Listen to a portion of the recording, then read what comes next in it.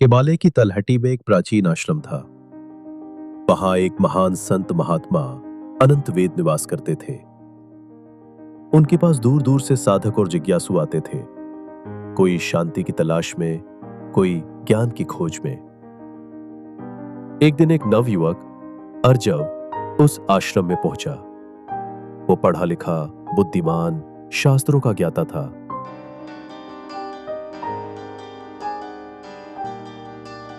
योग और ध्यान में भी पारंगत, पर भीतर एक बेचैनी थी, एक ऐसा प्रश्न जो उसे हर क्षण जलाता था।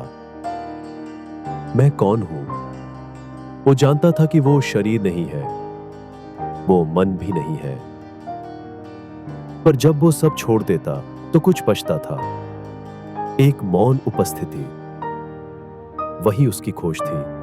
वो महात्मा अनंत वेद के चरणों में बैठा और बोला, गुरुदेव, मैं वर्षों से शास्त्र पढ़ रहा हूं, ध्यान कर रहा हूं, मंत्र जप रहा हूं, परंतु अब भी भीतर कोई अज्ञात शून्यता है।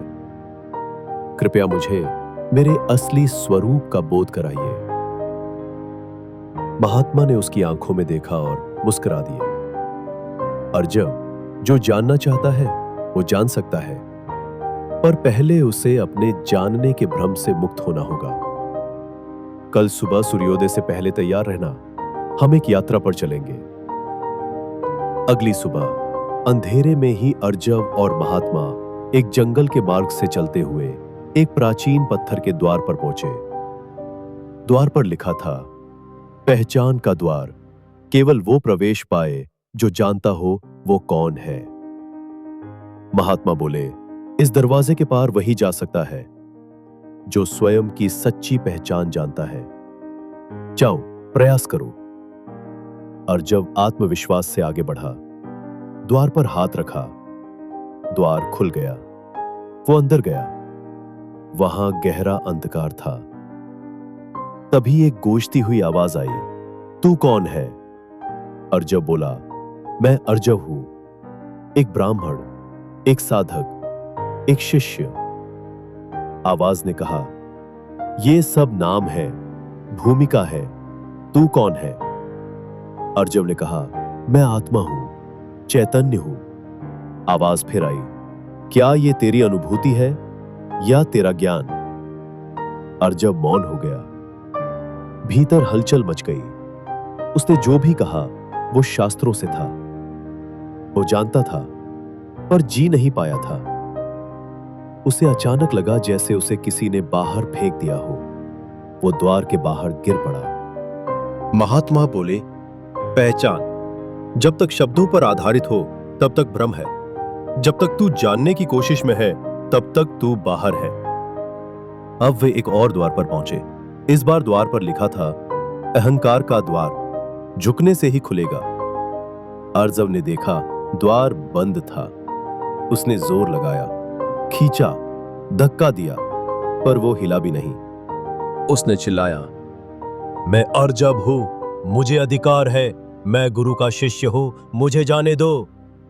तभी एक कोमल सी आवाज आई, ये द्वार चिल्लाने से नहीं, झुकने से खुलेगा। अर्जव हतप्रभ रह गया। उसका चेहरा तमतमा उठा, लेकिन धीरे धीरे उसे एहसास हुआ उसका मैं ही उसका बंधन है। उसने घुटनों पर बैठकर सिर झुका दिया। धीरे से द्वार खुल गया। भीतर प्रवेश करते ही उसे चारों ओर दर्पण दिखे।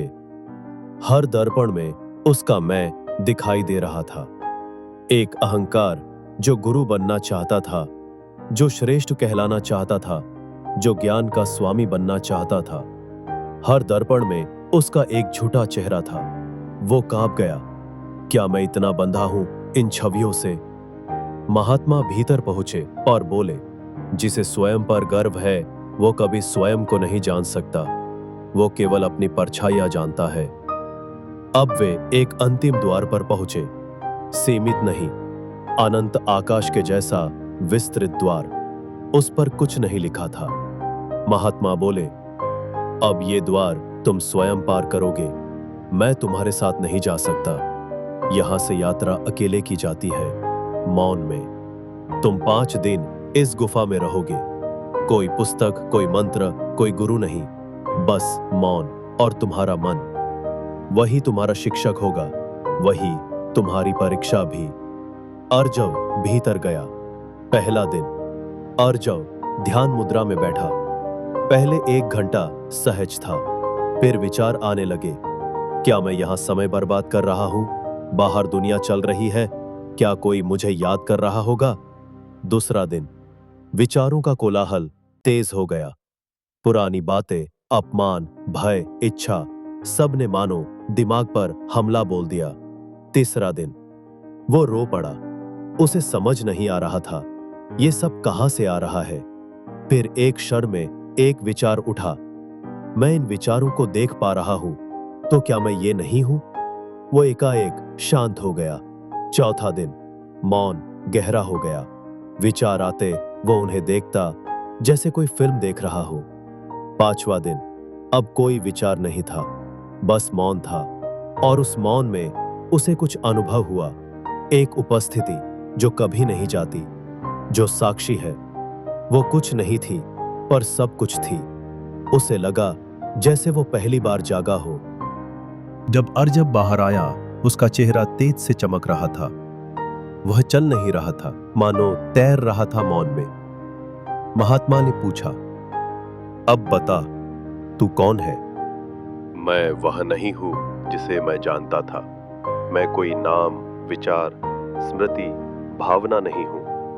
मैं वह हूं जो देखता है, साक्षी भाव से, मौन में। महात्मा ने उसकी आंखों में देखा और बोले, यही पहला बोध है। अब सच्ची यात्रा शुरू होती है। अब तू जानता नहीं, जीता है।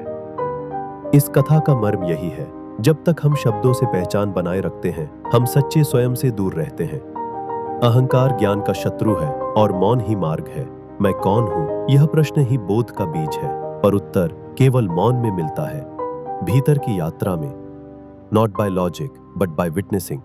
तू जो भी सोच का है वह तू नहीं है, तू वह है जो सोच को देख सकता है।